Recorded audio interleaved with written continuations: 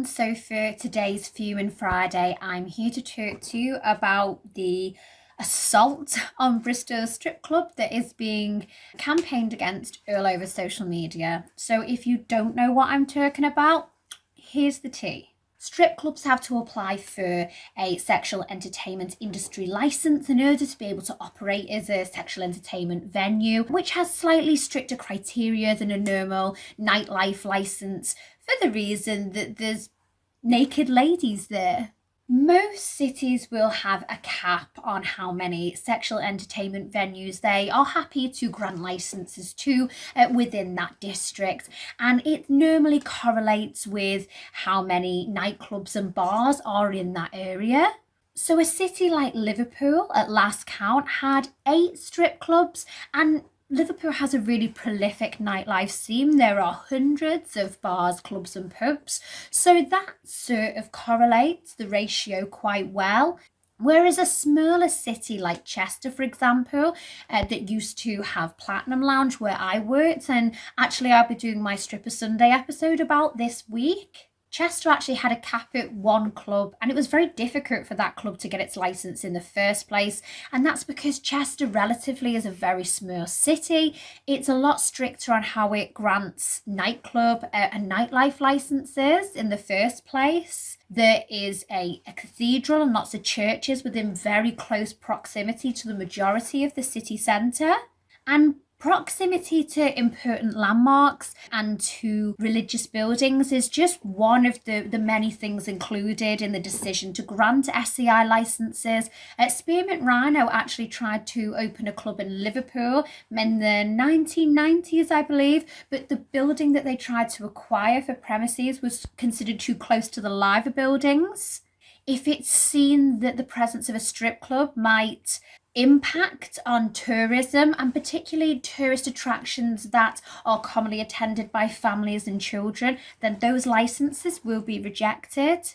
I know from speaking to the previous owner of Platinum Lounge that one of the only reasons the council in Chester agreed to grant them an SCI licence in the first place was because after having had their licence application rejected several times, they had the idea to convert the 3rd floor of the building into a charitable casino. So it meant that there was another form of entertainment being offered in the building for customers, not just the sexual entertainment. Now, the cap in Chester was reduced to 0, and Platinum Lounge had its license taken away, as has happened in lots of other cities across the UK. And this was actually due to a radical feminist who had one of the shops on the row in Chester where Platinum Lounge was, making the decision that the strip club and its workers were inherently damaging and degrading to women, that its existence contributed towards normalising violence against women, and that a moral cleansing need to happen to clear the city of this club. This woman started petitions, and she contacted churches in the area to garner their support for her crusade. Among the objectors, Wesley Methodist Church said that lap dancing clubs provide a menu of morally objectionable trade, namely in the form of live pornography. The girls of Platinum marched the streets. They fought against this, but it didn't do any good. The council sided with this SWERF campaign, and they decided that Chester did not benefit from the presence of a lap dancing club, and that it was too close to landmarks of historical importance, and particularly ones that attracted children and families. Interestingly, in court, when the licence was taken away in July 2015, the council stated that the venue was to be replaced to make room for family-friendly attractions, such as pubs and restaurants. The fuck? The club initially, after losing its licence, converted into a burlesque venue, And that lasted for a little while until eventually it wasn't financially feasible and the club closed down. This is one of the reasons why I find it objectionable when I hear burlesque artists referring to themselves as sex workers and akin to strippers, because burlesque dancers were fine. Nobody's coming for their livelihood, but it was the strippers that got first out. But that's definitely a debate for another day. But it does show the differences in public opinion towards burlesque dancers and lap dancers, and the fact that although they take their clothes off, they are seen in completely different ways. Classism. So it's the same agenda that is happening in Bristol, that Sir Platinum Lounge be closed, and many other clubs in many areas before it. SWERFs and women's rights groups are silencing the voices of strippers and sex workers and using their position of privilege to speak over them and for them. They're demanding what they believe is best for the workers of Bristol Council. Bristol has to have its application to have its SEI licences renewed every 8 months, I think, if I researched that correctly. So approximately every 2/3 of a year, these women rise frothing at the mouth in their campaign against the presence of strip clubs, and the workers have to fight for their right to be allowed to work, to exist in peace. The campaigners against Bristol strip clubs complain of an increase in violence in the areas that strip clubs exist. They complain of strip clubs normalising violence against women. They complain that strip clubs are exploitative, that they degrade women, and that they cause women to be unsafe.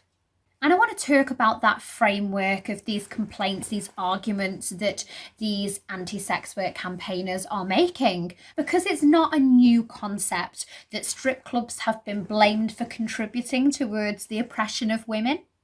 I very unfortunately have here the first academic study that was done that attributed strip club praxis to exploiting women, to normalising violence against women, and made the argument that the culture of the strip club normalised objectification and dehumanisation, which in turn contributed in wider society to gender inequality and women being mistreated.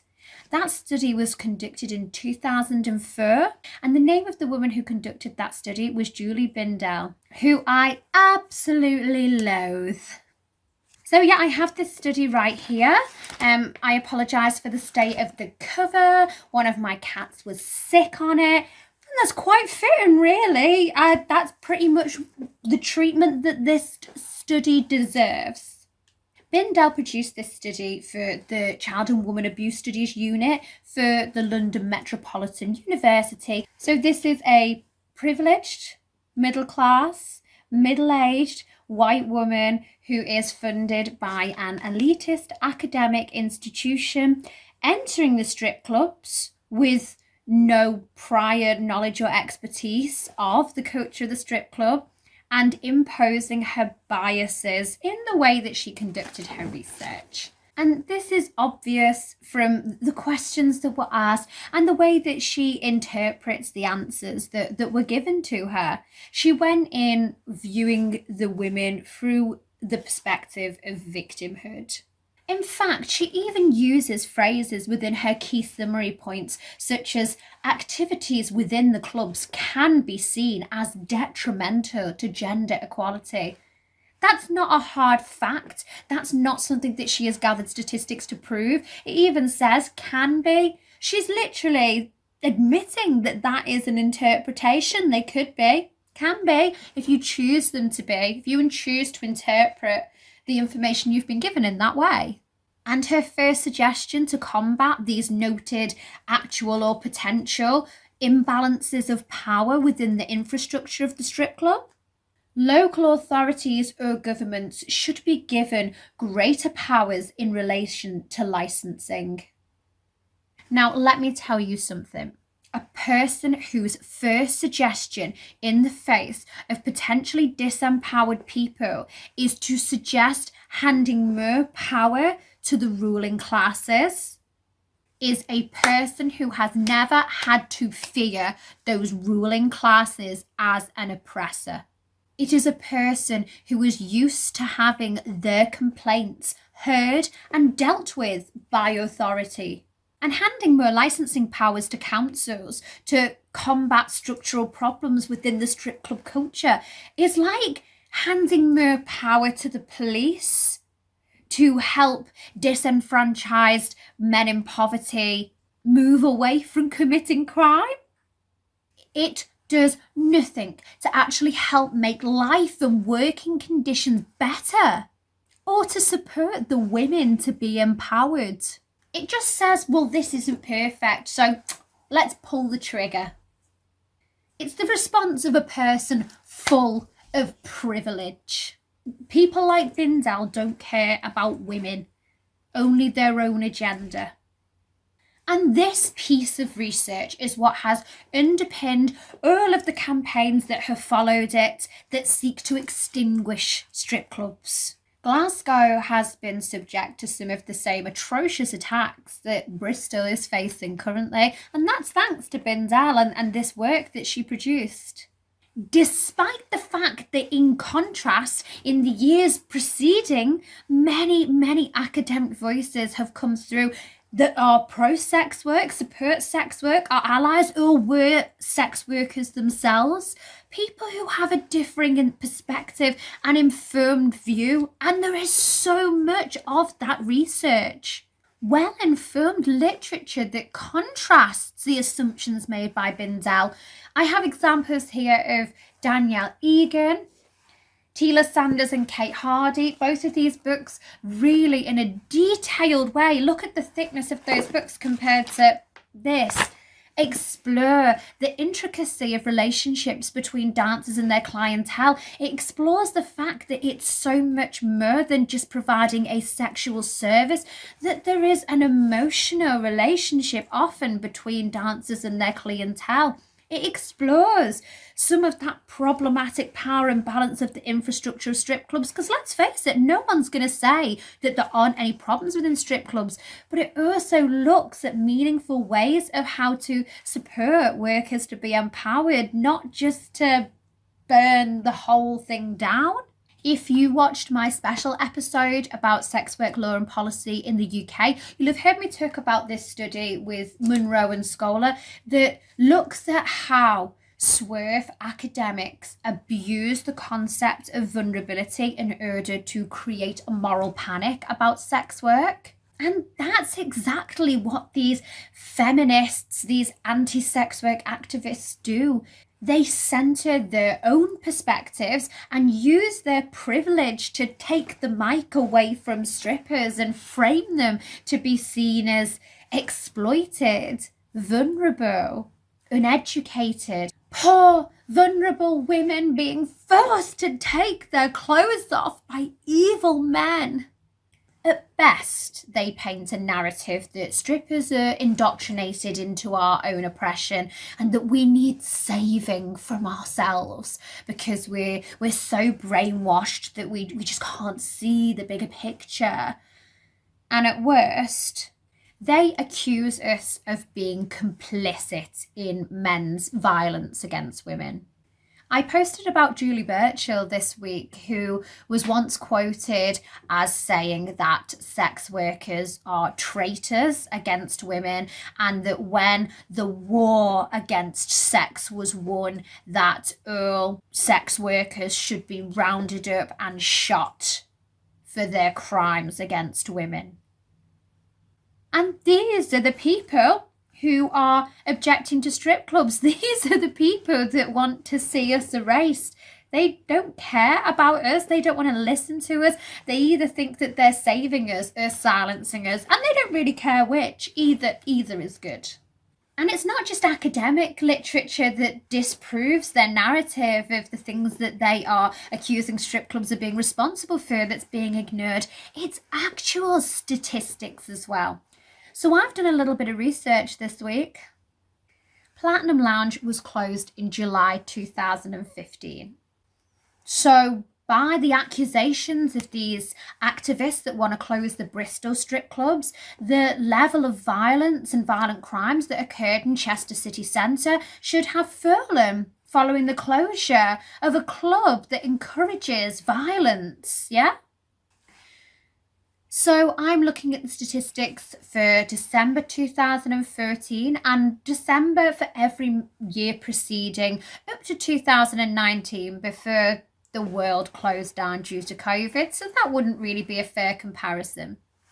In December 2013, there were a total of 58 recorded violent crimes in Chester city centre.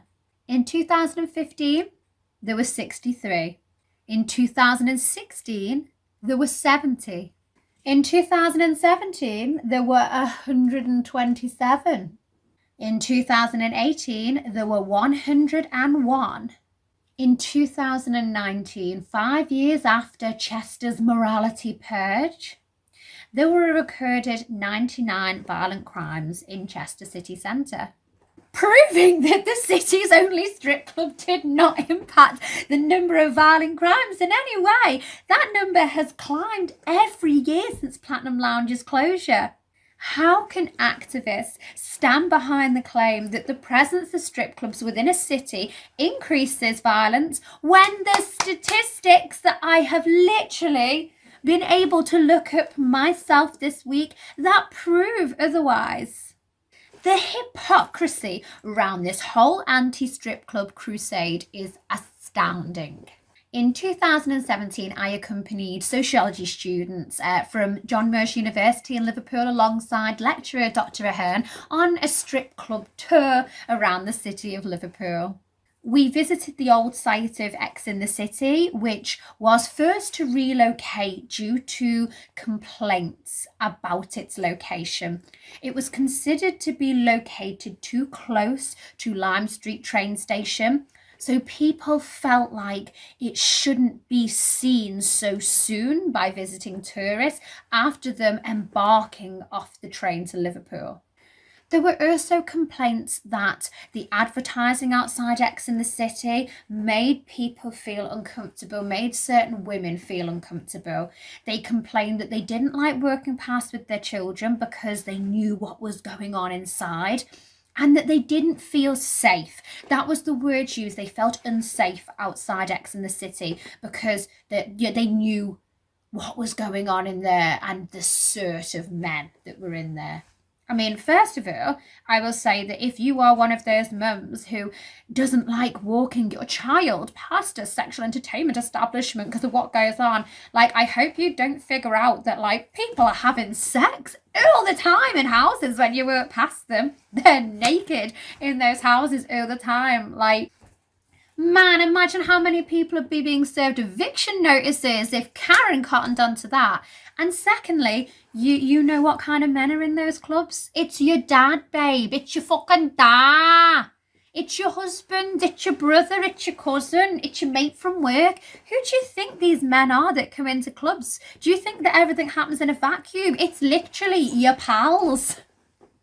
If you don't feel safe around those men outside a strip club, you probably don't feel safe around those men anyway, but that's a conversation for another day.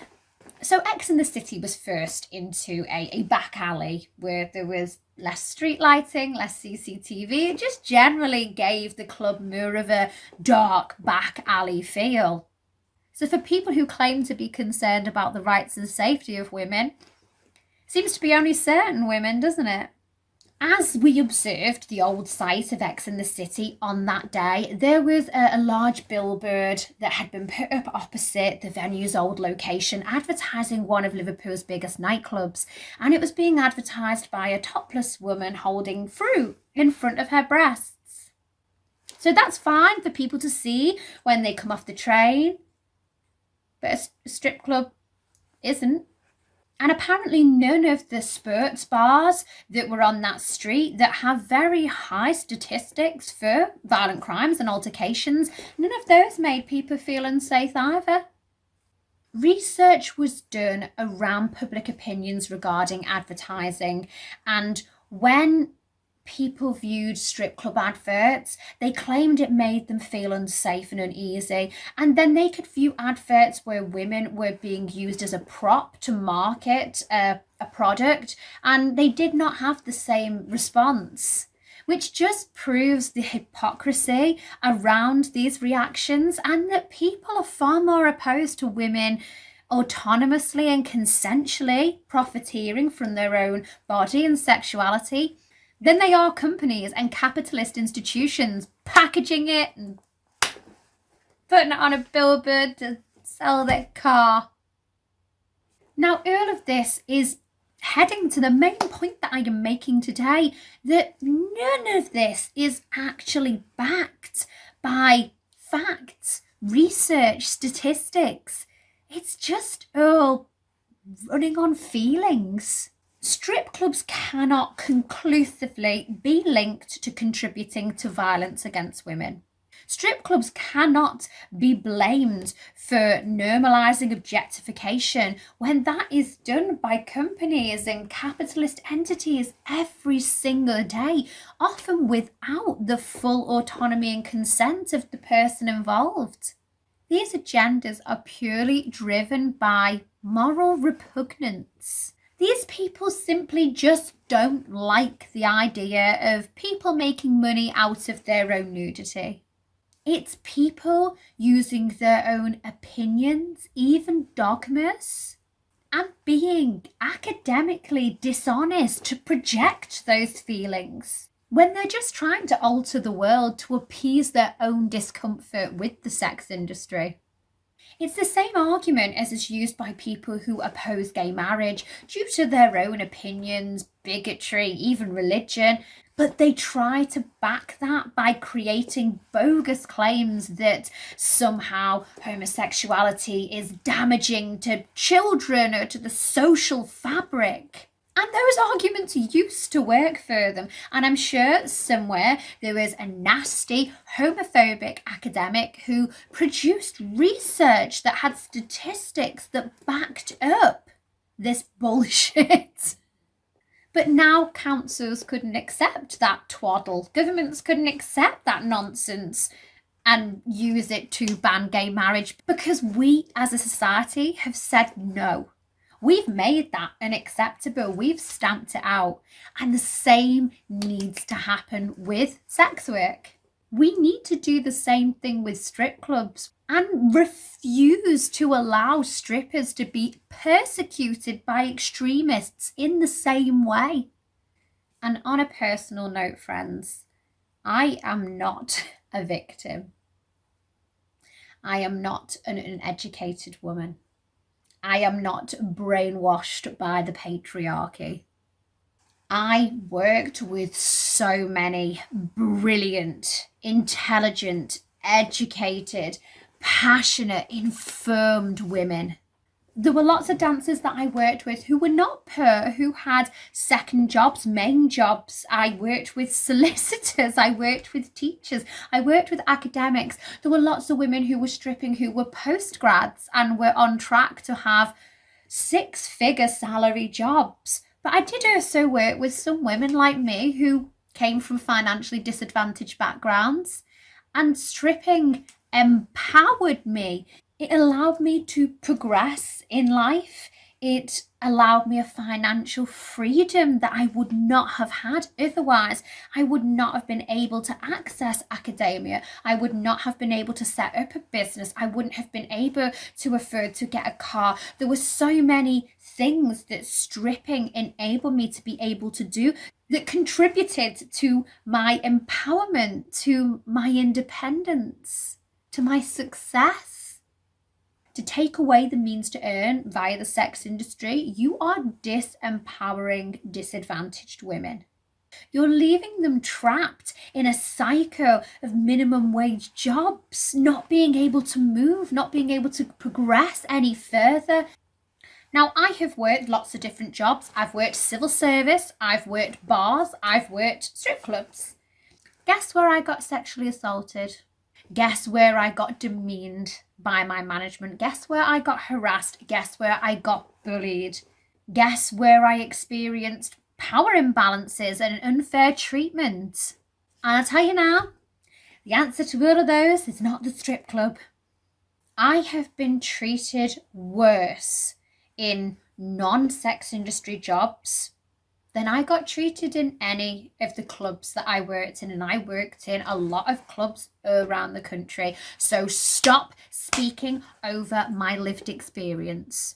Stop trying to silence my truth with your moral agitations.